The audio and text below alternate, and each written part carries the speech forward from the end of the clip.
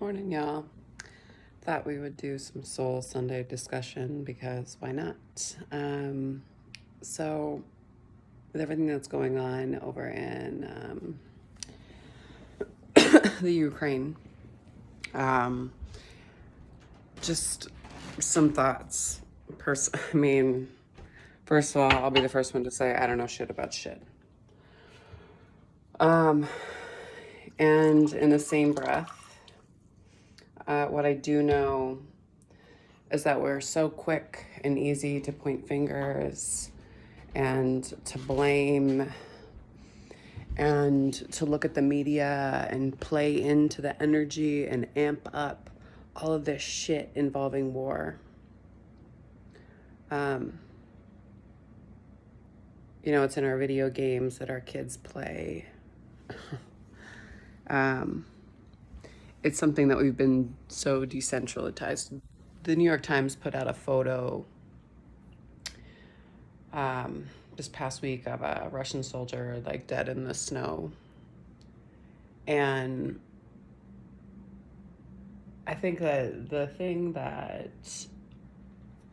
space that we need to look at is why we as a society are so accepting of the fact that this is the way it has to go now.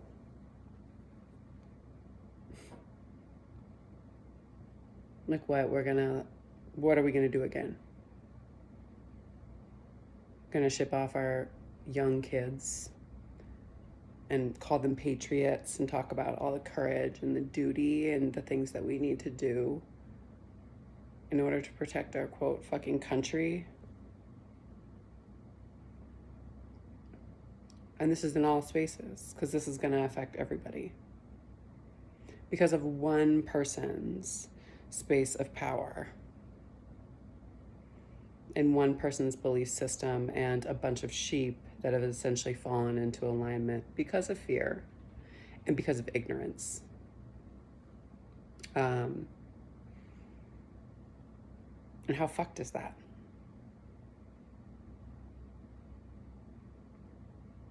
I mean, bottom line, I watched a really great documentary yesterday, Big Sky Film Festival here. Kudos and bravo to all of the folks who are the creators and producers on all the films and for the festival itself. I know it's a lot of work for everybody, consistently, for sure. And one of the films from yesterday was done by a woman named Adla, who I met at a restaurant this past week. And it was about everything that's been taking place over in Syria and people being displaced from land and everything that's kind of been going on with ISIS. And as we all continue to be here in our very, very comfortable and very, very privileged US lives, I would say that only Black and Indigenous and Brown people have a space and a sense of a knowing, and veterans have a space and a sense of knowing what war really is.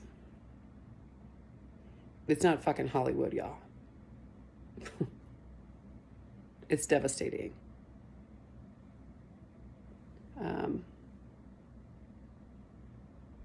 It's horrifying. It's babies being pulled out of fucking rubble.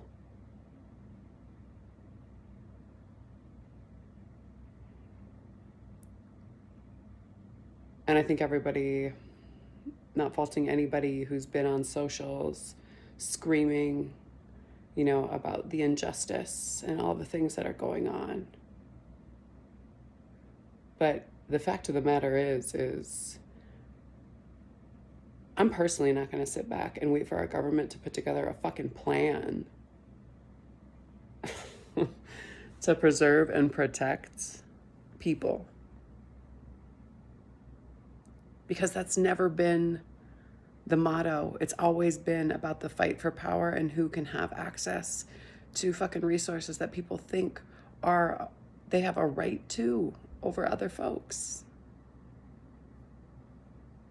So it comes down to the space of economy and ownership,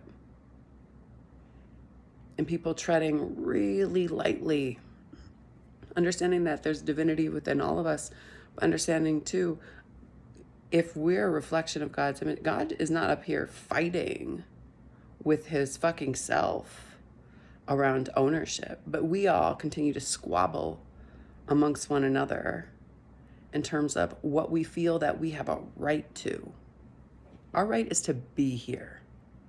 And it's our responsibility to learn to fucking share rather than being the fucking kids on the playground snatching things out of other people's hands.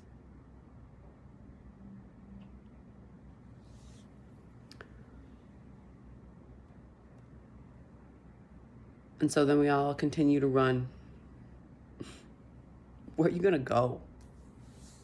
This is why fucking billionaires are flying off to the moon and the fucking Mars or wherever the fuck they're going.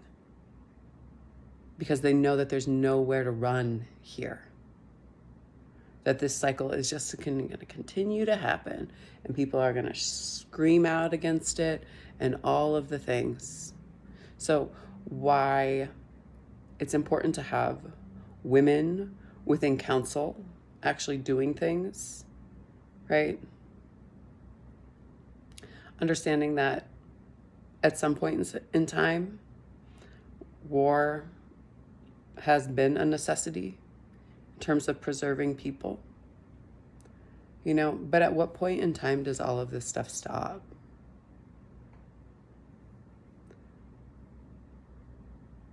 You know, you don't see packs of wolves fighting with fucking one another. You know, for a space of power and like dominance, like within female space, you know, but most likely they're not out here killing. They're just fighting. You look at lions or anything like along those lines, like when males try to come into pack.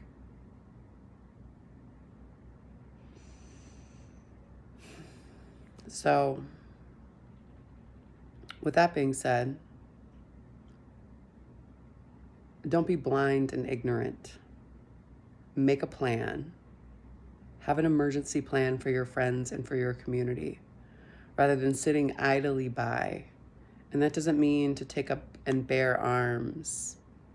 It means talking through things and getting people into a space of peace. So at least the people that are on the fucking ground together can have a sense. If nothing else, right? The land is what ties us to one another within space.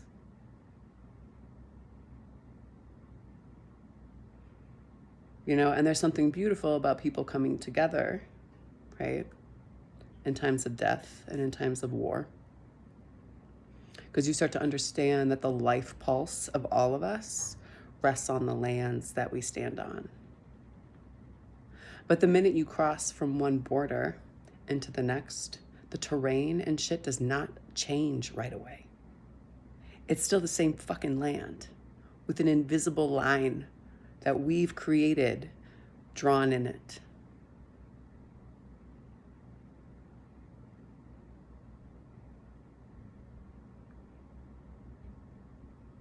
I say all this to say, stay informed, but stay off the news and media, because they will amp people up to a space of wanting, not preparing, but wanting to come into a space to fight. And finding one bad guy to turn and to look at, to point and shake a finger at. You know, am I defending Putin at all? No, he's obviously a very damaged individual in soul. And all I can think is to send love.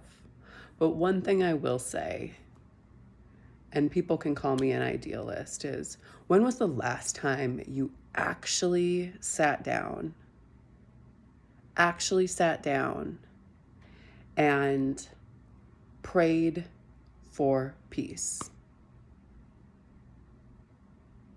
Like, peace is not just a prayer, right? It is an action. But collectively, all people sitting down to put into this space to eliminate this in terms of thought and an asking for. I think we talk about things a lot, but we don't feel them. And one thing I've learned from one of the greatest loves in my life, who runs the group, the Describe Peace Project, right, is that when asking a lot of people about what peace is or what it feels like, there's two different spaces, and usually the term of the answer. Something that people want and something that people are afraid of, because we have been so ingrained or programmed through experience that we don't know what it would be like to not be at war. And there's discomfort in that because we think that war fuels everything, mainly our economy. And that there always has to be this power struggle. Right? So I think the greatest thing that we can learn and that we can do right now is to figure out how to cultivate peace within yourself, to actually within communities, and to think about large numbers of people. Everything is energy. So to be able to emulate it, to shine it, right? Despite any chaos that may be going around, and to seek it and find it within communities and to help actively cultivate it.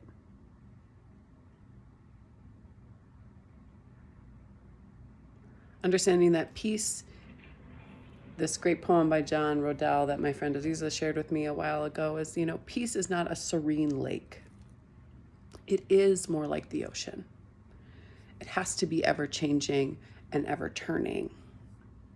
It can't be a stagnant thing, right? Our hearts can't stay stagnant, else we get sick within that. There has to be things that challenge us. That's how evolution happens. So peace is being able to hold on to your love, right?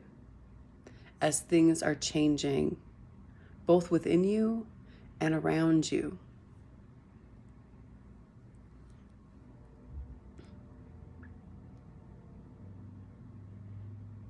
I don't have any answers for any of this. But what I do know are the things that I've been taught by my elders, which is everything is energy.